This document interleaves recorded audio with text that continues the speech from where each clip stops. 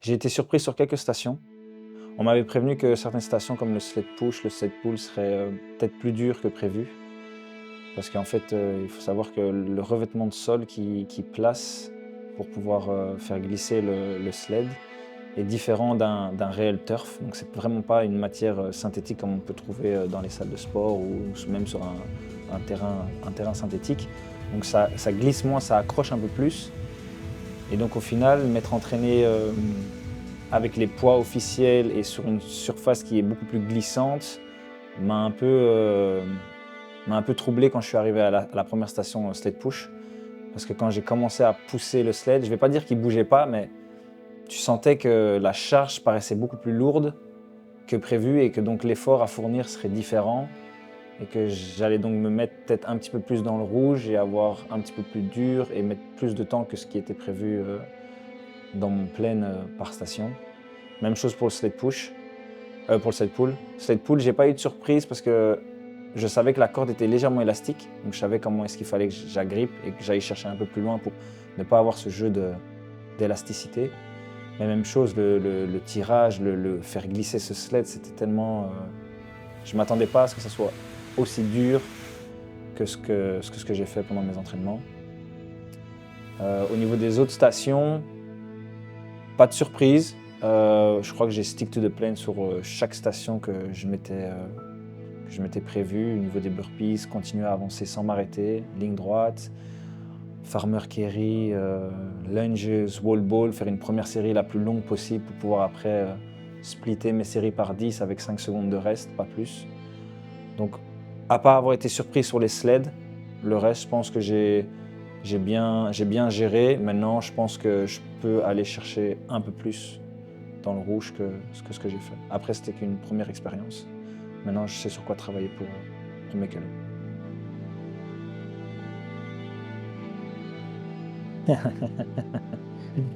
Effectivement, j'ai fait un tour en plus lors du 5e kilomètre, je pense.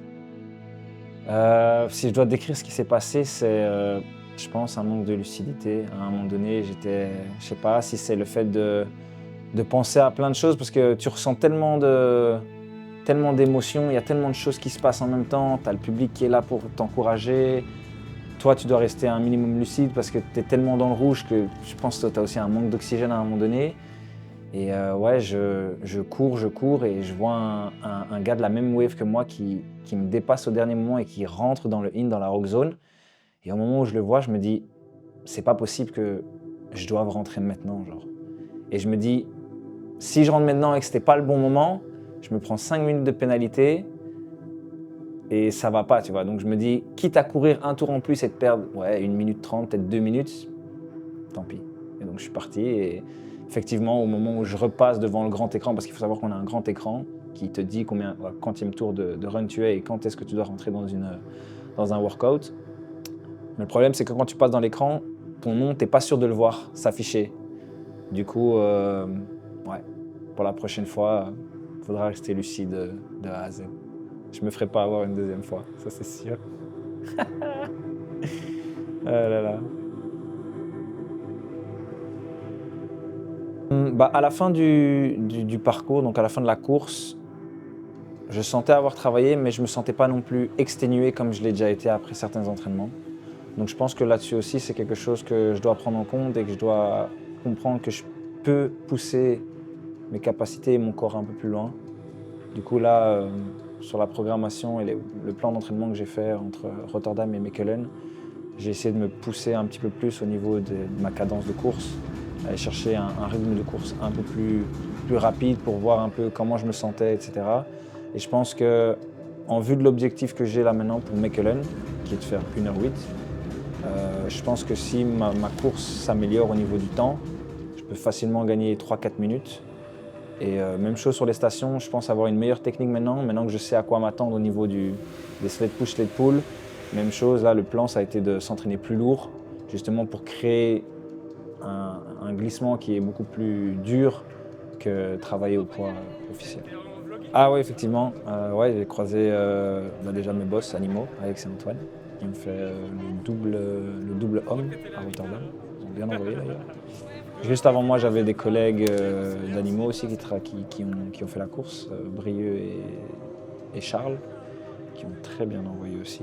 Je crois que c'était 1h01 pour Charles et 1h08 pour Brieux. Donc du coup, ouais, ça m'a hypé un peu parce que de voir justement des gens que tu connais, etc., qui envoient, forcément, le mindset fait que t'as pas envie d'être ridicule après, quoi. Donc d'office, tu vas essayer de te pousser un peu. Et bon, après, de nouveau, moi, c'était mon premier, c'était une première expérience. Je pense avoir bien géré. En tout cas, les feedbacks que justement j'ai eu de toutes ces personnes-là étaient que au niveau des stations, j'étais vraiment bien, au niveau timing, au niveau technique, etc. Maintenant, clairement, on m'a dit qu'au niveau course, j'étais capable et que je pouvais me permettre d'aller chercher un petit peu plus. Du coup, c'est ce que j'ai travaillé, c'est ce qu'on verra dans 2 semaines. Du coup, pour Mechelen, au niveau de l'entraînement, euh, j'ai pas réellement changé quelque chose de spécifique. Je crois que je suis resté dans le même format. Moi, ce que j'aime bien faire, c'est travailler ce que je vais devoir faire, donc c'est-à-dire la course, toutes les stations individuellement. Donc à chaque fois que je fais un entraînement Aerox, je travaille le tout. Je ne vais jamais me focus que sur une station et laisser le reste sur le côté. Donc à part travailler plus lourd, continuer à travailler spécifique et augmenter ma vitesse de course, j'ai pas changé grand chose. Je suis resté fidèle à ce que je voulais faire. Comme chrono, j'aimerais bien descendre à 1h08. L'objectif de Rotterdam, c'était 1h10. Avec l'extra lap, je me suis retrouvé à finir avec 1h12 et 51 secondes. Donc comme j'ai dit, je pense que si j'ai pas ce délai de 1 minute 30, 2 minutes en trop, parce que je pense que mon 5e kilomètre, je le fais en 6 minutes, 6 minutes et quelques, alors que les autres tours étaient faits entre 4 minutes 30 et 4:40. Donc je pense que si déjà on enlève ça, je suis plus déjà proche des 1 minute 10. Et comme j'ai dit, maintenant que je sais à quoi m'attendre au niveau des sled push, sled pull et même au niveau des autres stations, je sais que je peux me permettre d'aller chercher un peu plus, de risquer d'être un petit peu plus dans le rouge. Parce que comme je l'ai dit, à la fin de la course, j'étais pas à sec. J'avais encore du jus, j'avais encore de la réserve. Donc là, pour le prochain, je préfère finir à genoux et d'avoir le chrono que j'ai envie que de me sentir encore bien, même si j'étais fier de ma prestation. Déjà, j'ai fait la course en ayant déjà un problème de genou. Je m'étais entraîné 2 jours avant la compète. Je m'étais blessé au genou. J'ai été faire des séances chez le physio.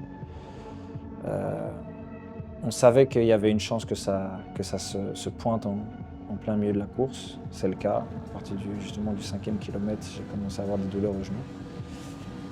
Il a fallu manager un peu cette douleur en diminuant légèrement le rythme de course pour pouvoir me permettre de continuer sur un rythme constant. Et ça aussi, du coup, c'est un facteur que j'ai pris en compte là maintenant, en sachant que pour Mechelen, le but c'est d'arriver là à 100% de mes capacités, sans aucun bobo, et justement pouvoir donner 100% de mes capacités. Après la course, comme j'ai dit, j'étais pas trop fatigué, j'étais pas dans le rouge. Oui, il y avait une certaine fatigue, mais je veux dire, je pense que j'avais encore quand même une certaine réserve. Les jours qui ont suivi, j'ai vraiment fait day off. Je pense que j'ai recommencé à m'entraîner, je crois, 3 jours après la course, en sachant que la course était le jeudi, donc j'ai recommencé le lundi qui a suivi. Post-course, récupération à fond,